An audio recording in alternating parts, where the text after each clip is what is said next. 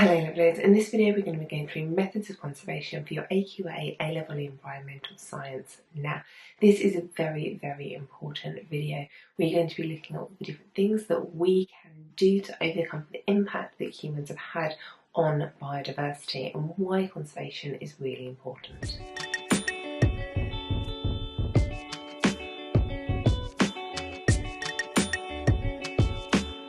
A-Level Environmental Science. Topic 1. The Living Environment. Lesson 6. Methods of Conservation. In this lesson, we are going to start looking at the ways in which humans are trying to conserve biodiversity and ensure we do not see huge global extinctions. Conservation is putting something in place to try and prevent harm or damage to the environment and the species in it. There are millions of species on the planet. So how do we decide which ones to prioritise over others? Setting conservation priorities. It would be extremely difficult for us to choose which species need protecting the most, as everyone would have different priorities and biases. We therefore rely on distinct characteristics of species. We also have the organisation known as the IUCN, the International Union for the Conservation of Nature.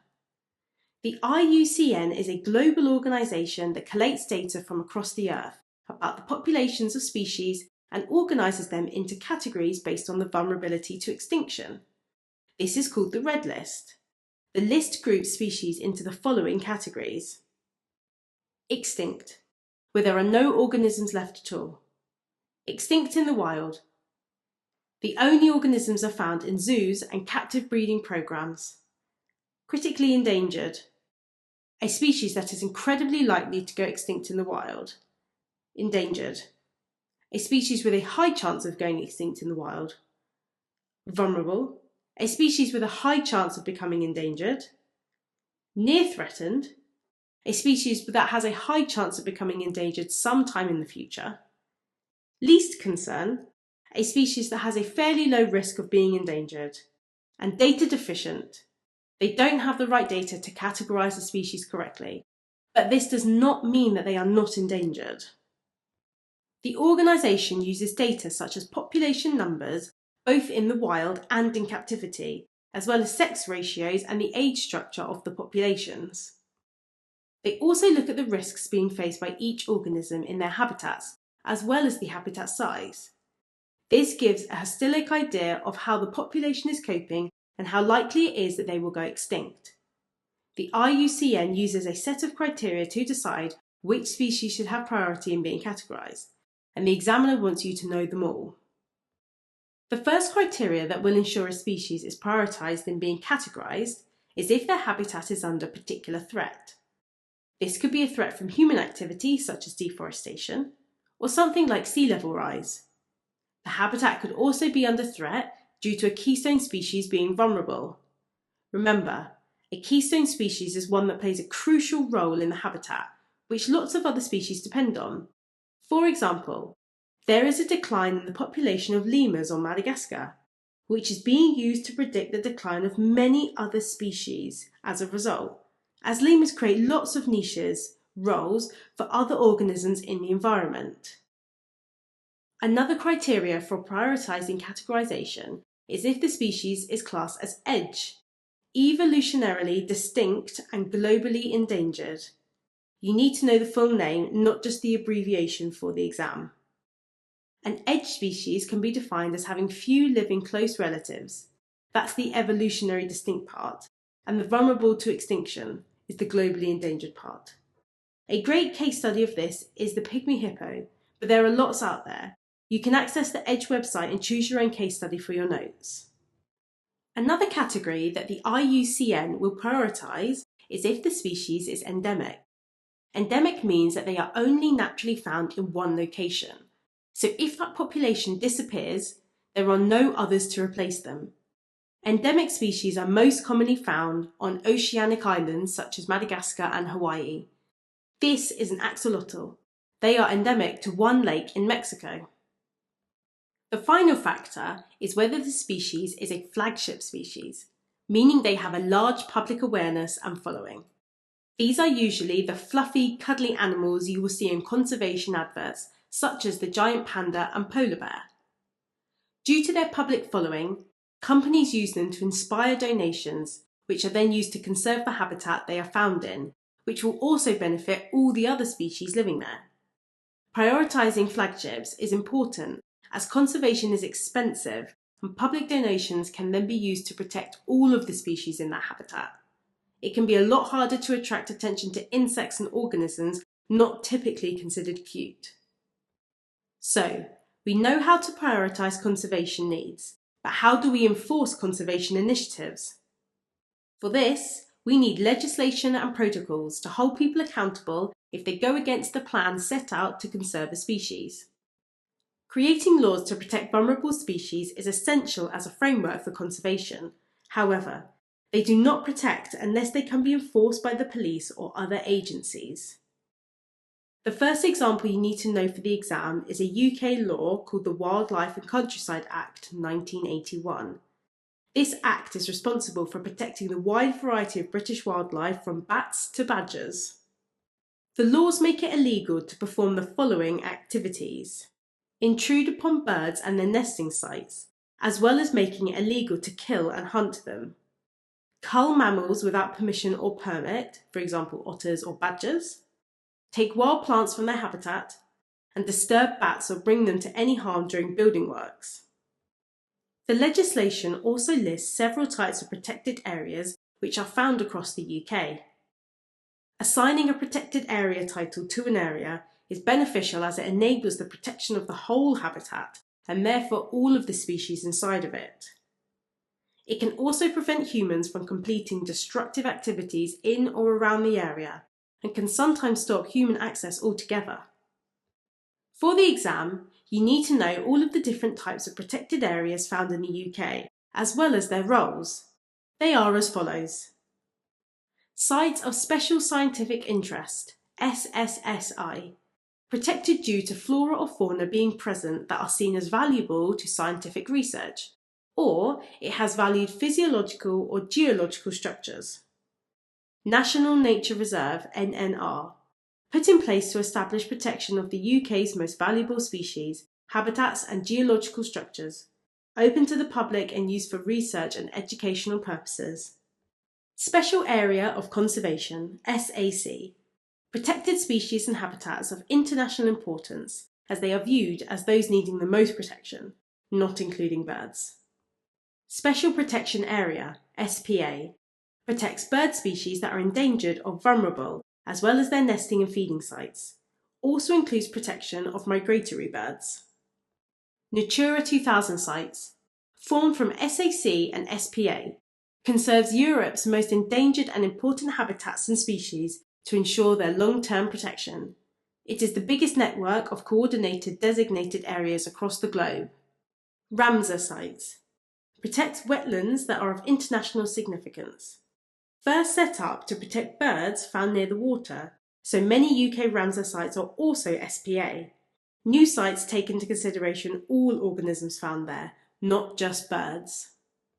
Marine Nature Reserve, MNR, a type of MPA where damaging or taking natural resources may be prohibited, can sometimes be no-take zones which stops all fishing in the area.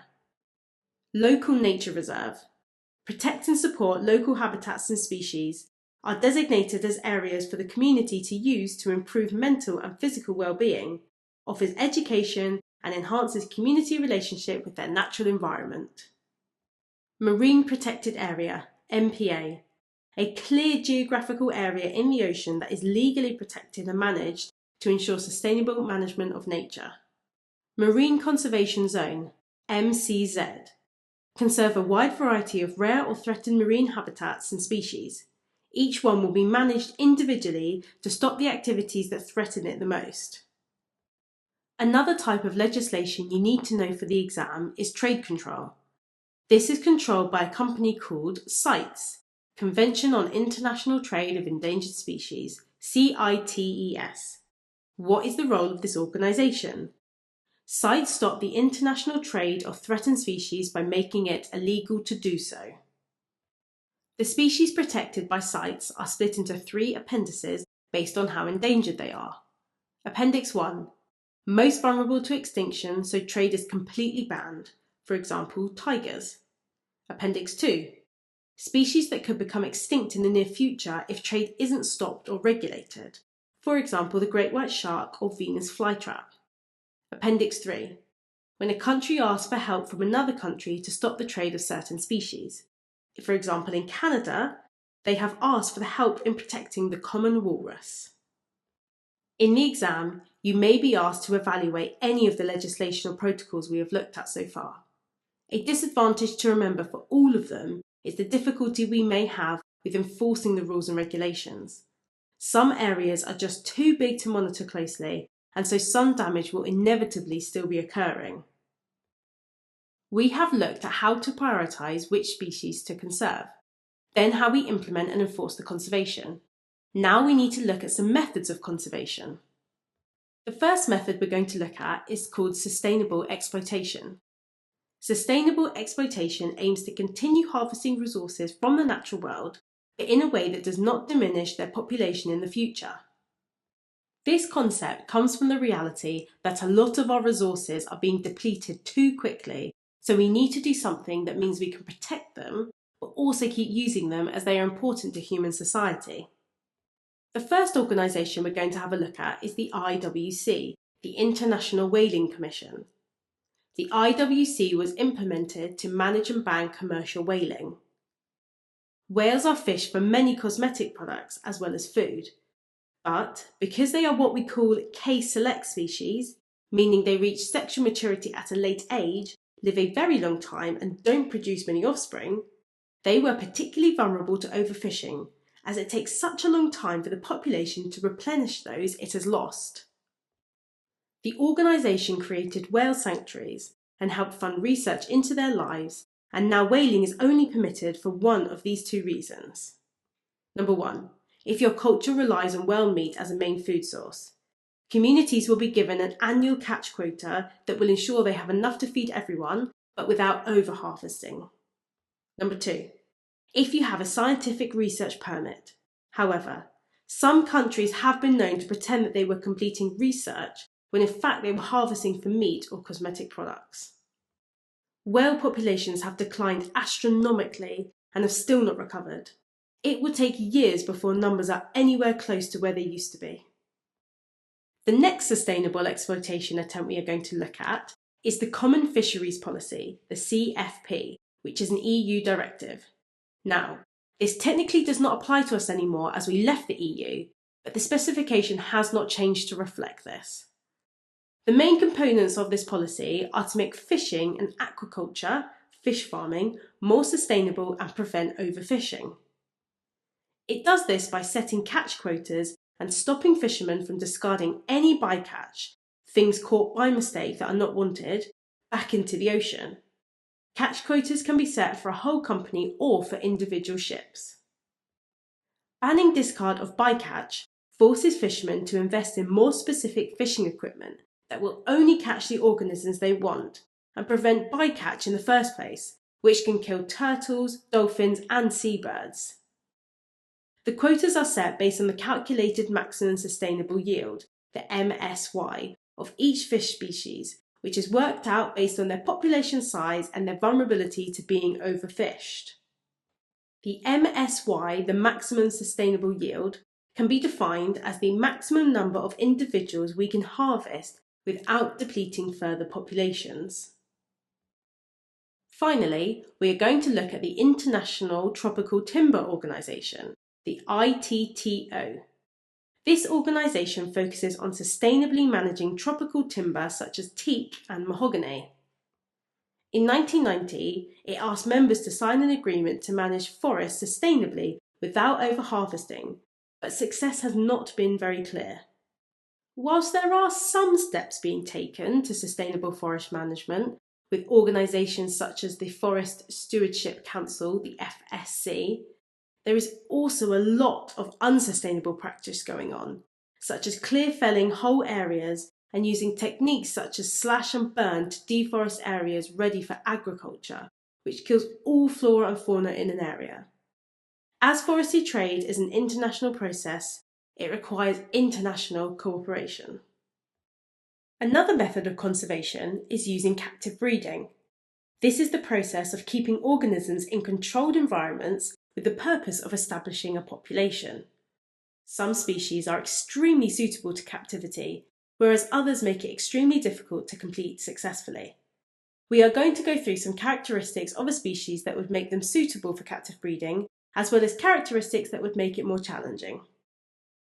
Any species that has very specific requirements, whether that be food or nesting material, for example, would be difficult to keep in captivity. As they are moved out of their natural habitat, it may not be possible to get them the specific food or nesting material that they need, which could therefore prevent them from breeding. Furthermore, if a species requires a large population size in order to breed successfully, that would also make it more challenging, as often captive breeding programs tend to have smaller enclosures. It can also be very expensive to transport individuals from their natural environment to the conservation site, so this also limits the population size. On the other hand, organisms with food and breeding requirements that are more varied and less specific are better suited to captive breeding, and there would be no reason why they shouldn't breed successfully in captivity as long as they are healthy and have mates available. A good example of an organism that is not well suited to captive breeding is the giant panda. It is notoriously difficult to get them to breed successfully in captivity. Keepers have been known to try all sorts of things, such as letting them watch TV to try and encourage mating. Something you may get asked in the exam about captive breeding and release programs is why they're required in the first place. Why can't we just conserve organisms in their natural habitat? This will be reasons such as the habitat has been destroyed or the threats still exist in the habitat. For example, poachers, or the population is too small to sustain itself in the wild. In this next section, we will look at the problems that arise as a result of trying to keep species in captivity and what we can do to try and increase the breeding success before finally looking at what happens when organisms are ready to release into the wild. Problems with captive breeding. The first issue with keeping species in captivity that we will look at is replicating the conditions required for breeding. In some species, the time of year at which they breed can heavily influence their chance of survival.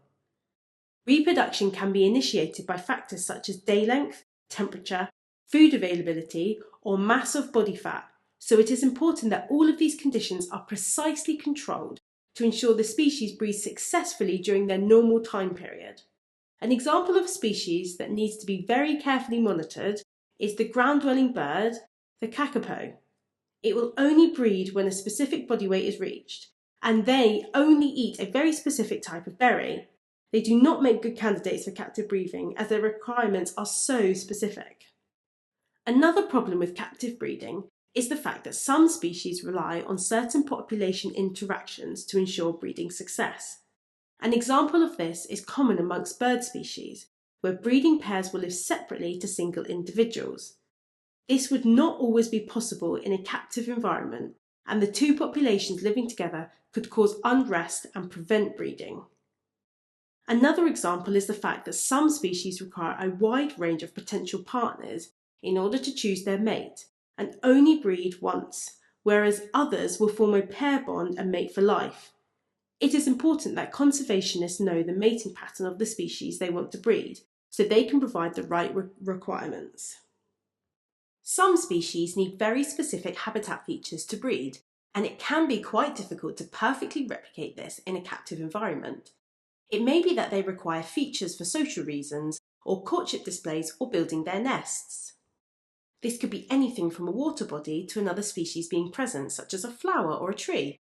A good example of this are flamingos. They thrive and are far more likely to breed in large populations. So, if it was needed, how could you create the illusion of a larger population? Well, you could use mirrors or reflective surfaces. One of the largest problems with captively bred populations is their small gene pools. A gene pool can be defined as all of the genes present in a population. The larger the gene pool, the more genetic diversity and therefore the more stable and resistant to change. Having a small gene pool can increase the likelihood of inbreeding between closely related individuals, which leads to harmful recessive genes becoming present in the population and therefore decreasing the health and stability. Finally, there is the increased risk of hybridization as a result of captive breeding programs. This is most likely to happen with plant species that have been transported between countries, as pollen can easily be carried by animals or the wind to nearby areas. Hybridization is the breeding of two related species who would not normally have met in the wild to form sterile offspring, unable to breed. An example of this is an Asian lion mating with an African lion to form a hybrid of the two, which may not be able to survive in the wild. Methods used to increase the breeding success in captivity. The first method we are going to talk about is the use of stud books. These are generally used across zoos and other breeding programs for all species, and they record all of the breeding individuals within that species as well as their ancestry.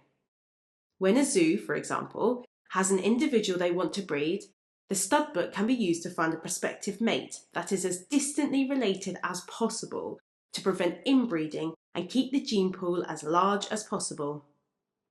Another technique used to increase breeding success is called cryopreservation. If we break this word up, cryo means to ice or to freeze, and preservation means to keep safe or to store. So cryopreservation is defined as storing frozen embryos, semen and eggs for future use in breeding programs. This technique has a couple of great advantages, such as it being much easier and less dangerous to transport a small sample long distances than the donor organism. The samples can also be stored for a long time even after the donor has died, and you don't need to rely on the pair successfully mating to form offspring, which can sometimes harm the female or just not work. Artificial insemination is another method that can be used alongside cryopreservation or without it.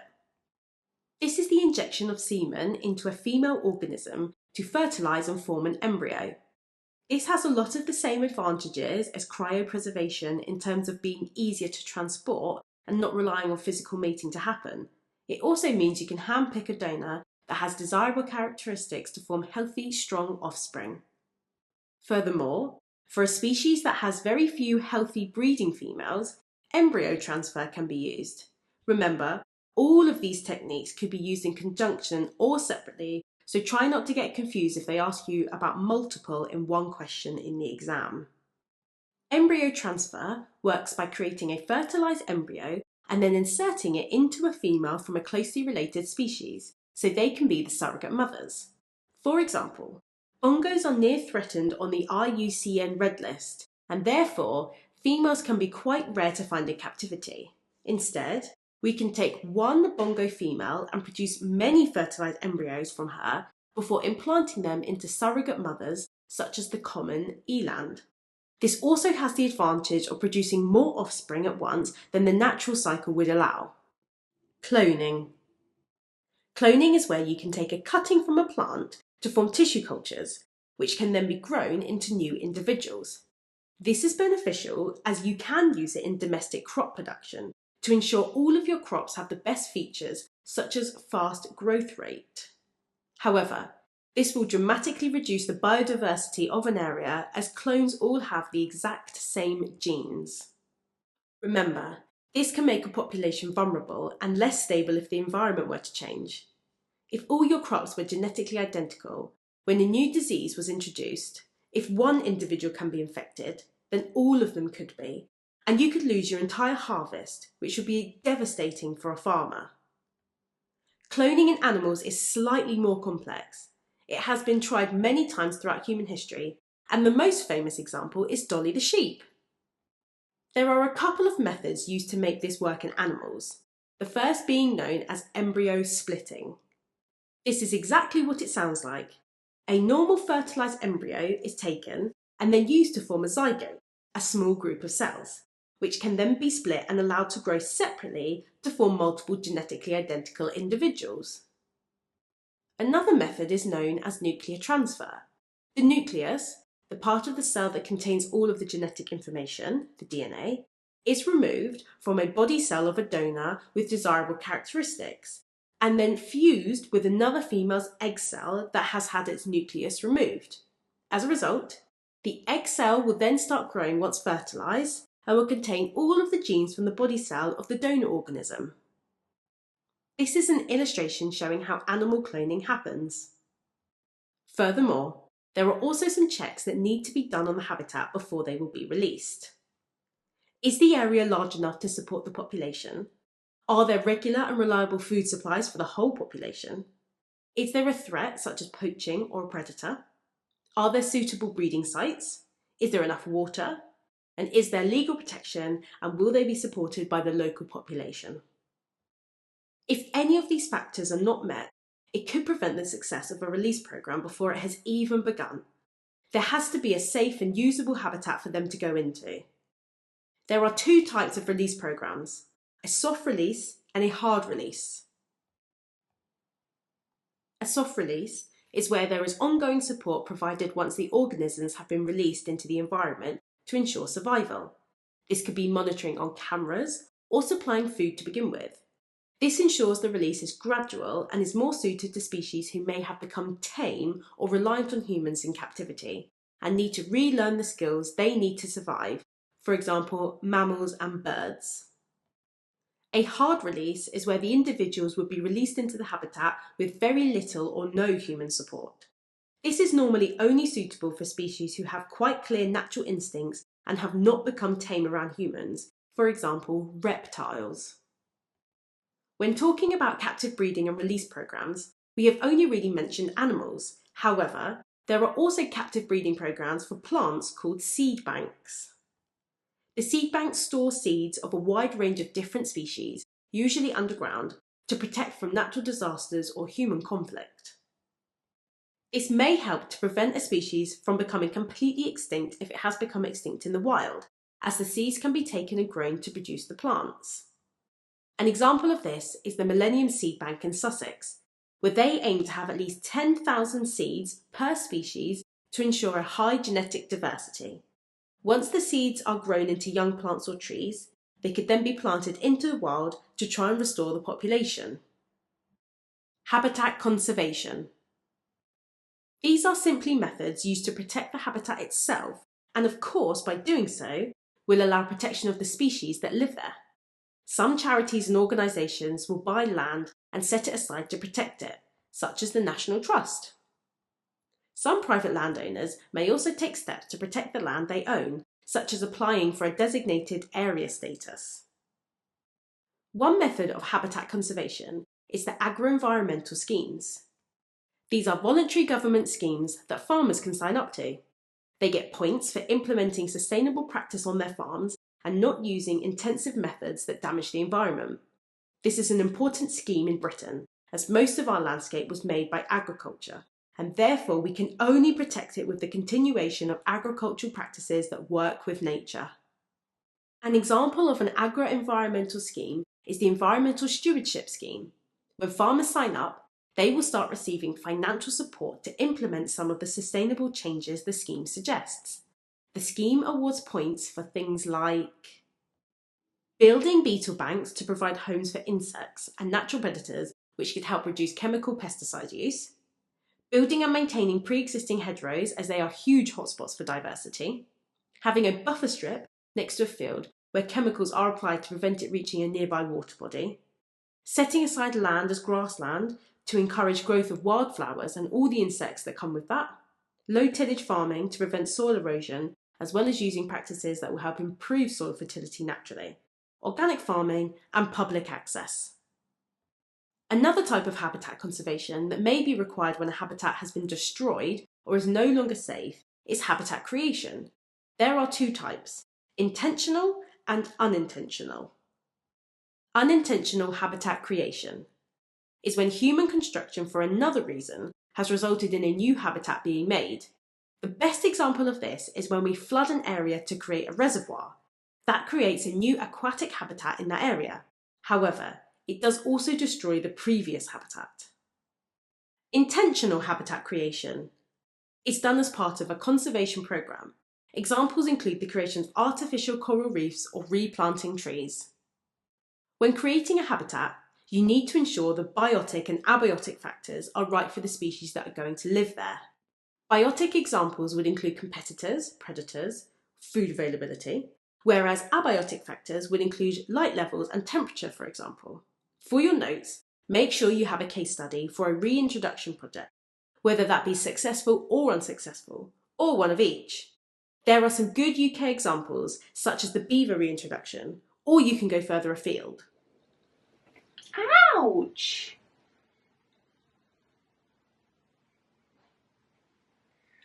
This is why in some videos I've explained scratches.